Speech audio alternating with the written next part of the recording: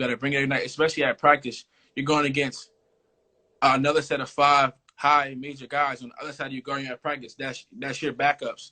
So, like, you got to bring it every night because everyone wants to start. Everyone wants to be in that spotlight. So you had to just play hard at practice and in the games.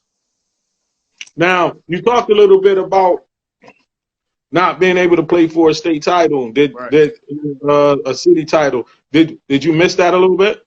Yeah, I would say I missed that. But then this year with the corona stuff going on, I ain't really missed nothing because nobody could really do anything. Yeah, I know, man. I'm praying for God that everything turns out good. And then after that, I called your dad when you first played on ESPN against IMG. I texted him. I couldn't. It was just a warming feeling seeing you actually playing on ESPN when y'all play IMG. Right. You and Springle, both of y'all spotlight kids, Cam and Freeman, that was on your team. Yeah. And Shane too, that was on your team.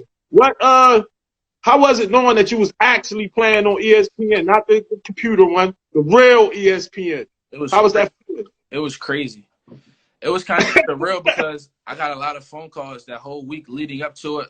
A lot of people back home ready to tune in. It was just a lot. It was crazy. I couldn't believe it. Yeah, I know it had to be a great feeling.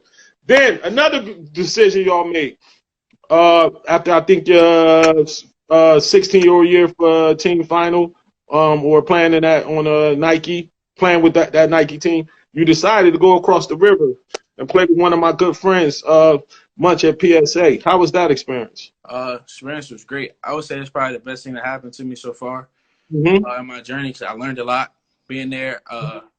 He's not just a coach; he's a guy who wants us to teach us how to be young men too, as well. So he taught us a lot on the court and off the court.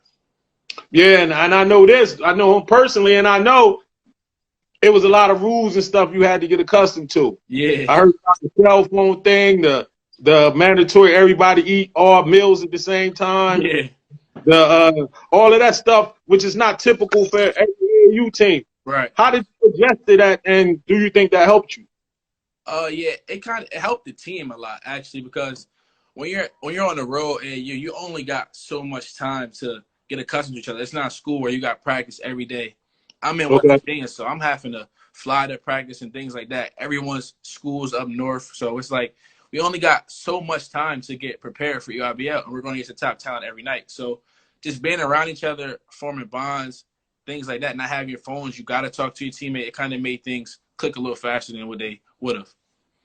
And I heard about the Big Brother system they have working on, where once you go out, you become a big brother for a younger PSA kid that's coming in. You looking forward to that part of it? Yeah, I'm looking forward to that. The only people that I talked to from PSA was I kind of was talking to Bryce Aiken a lot.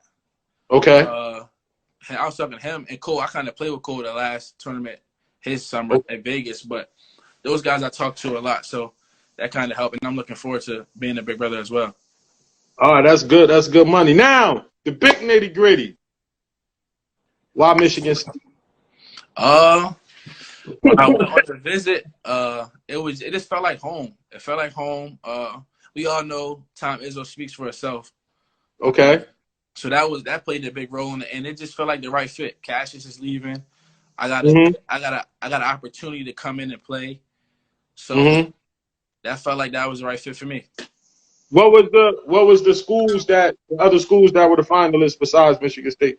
I didn't really cut my list, but the schools that I visited were Providence, Ole Miss, Florida, Michigan State, and Marquette.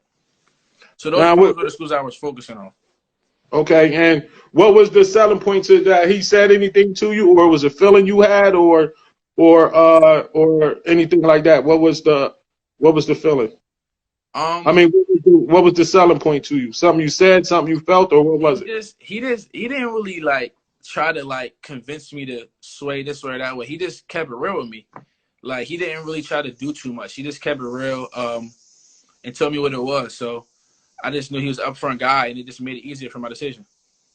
Yeah, and I know I was looking at your commitment video, and in some way this ties in with with the passing of your grandmom or honor your grandma. Talk about that a little bit. She was one of my biggest fans growing up, so I felt like that was the perfect time for me. Because when I was a junior, I seen a lot of people's commitment videos, a lot of people doing this, doing that. And I feel like since she's not here, and I know she would be a part of it if she was here, I feel like I had to accommodate her in it. All right, now what kind of advice do you have for a younger player that's coming up behind you in terms of picking the right high school and then picking the right college? I would say go with your gut feeling, because I knew when I left. Michigan State was my third visit. I had 2 more left after I left there. I knew in my gut when I left there, got back on the plane to go back to school, that I was going to commit. I was just going to the next 2 visits just because I already had the tickets. So I would say go with your gut feeling and go with the best fit for you. That's going to help you prepare on and off the court. Who would you say out of your career was your favorite teammate to play with? My favorite teammate to play with out of my career? It's a tough one. I would probably say Jamin Brakefield at Huntington Prep.